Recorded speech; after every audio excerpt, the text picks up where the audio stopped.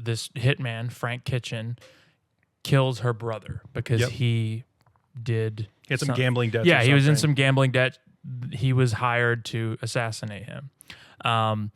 And right off the bat, I'll say, because in the trailer you don't see Michelle Rodriguez in like male at all, like male presenting or whatever, or masculine presenting.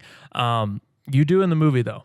And when the camera pans over and you see Michelle Rodriguez for the first time, like I bust out laughing. I was laughing my ass off. It's so bad. It's so bad because it looks. Ironically, it looks like Matt Walsh's little like disguise in that new documentary he did. Yeah. I can't overemphasize how jarring it is to see, because the nose looks like one of those Groucho Marx glasses, like the glasses with a fake nose.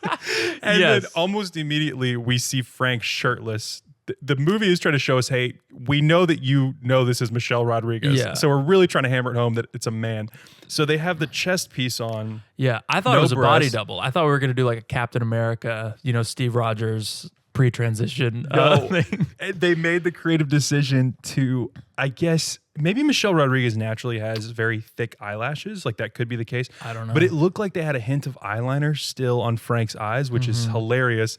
The beard looks like Steven Seagal's like painted on tie-dye beard. The most like insane mop of chest hair. It looks like they just glued pubes from here to here. And even like the body itself is like uncanny valley looking, I feel like. And I was trying to nail down like why, because Michelle Rodriguez is obviously a slender woman, and I was trying to think, okay, well, they're trying to, with makeup and stuff, kind of bulk her up to play this man, I think, a little bit. Yeah. But the other problem is that they have a wig on. And of some kind. Or was it a wig? I think it was a wig, because I think Michelle Rodriguez had longer hair and they did a wig with shorter hair, which kind of poofs out a little bit. And there's this weird effect that happens when you wear like a bald cap and then a wig on top of it, where your head looks larger. Yeah. So now this large head on this small woman's body, it kind of looks like a male bobble. It looks like a Steven Seagal bobblehead. Yeah.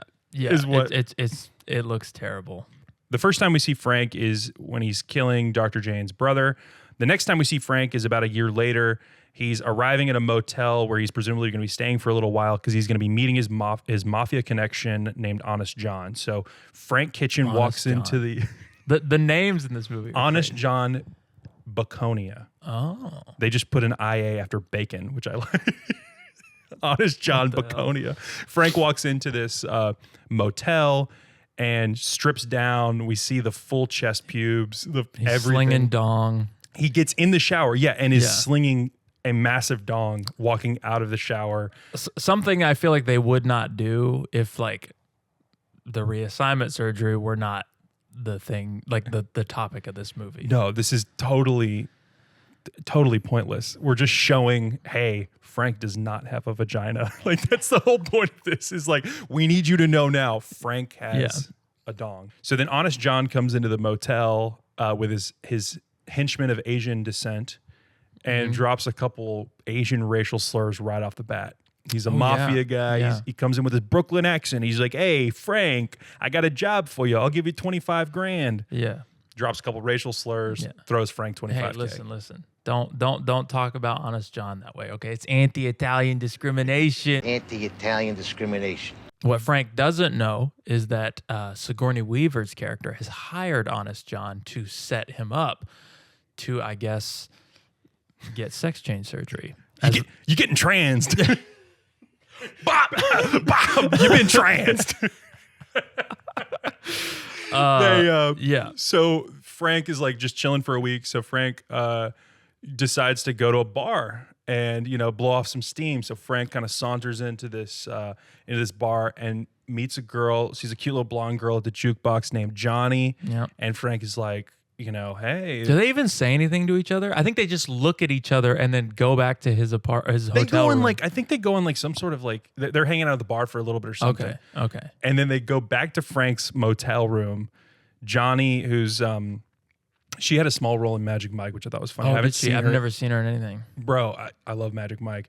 She had a small role in Magic Mike. It was good to see her. Caitlin Gerard, she's a good actress. She's working. We love that for her. We do. And they go back to the motel, and that we have the craziest sex scene I have ever seen on camera in any movie I have ever seen ever. There is no way to overemphasize how awkward this is. Yeah. Again, I feel like it's hammering home this like this sense of masculinity that Frank feels, which like maybe that's to the movie's credit or not. Like he has this like masculine.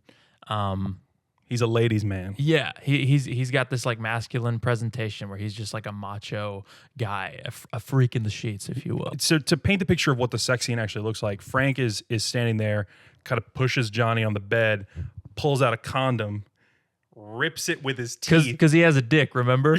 Yeah, we've seen the dick. Takes the condom, rips it with his teeth, and like goes and like blows the wrapper, yeah. and then kind of like stares down Johnny like it's about to go down. I'm like, dude.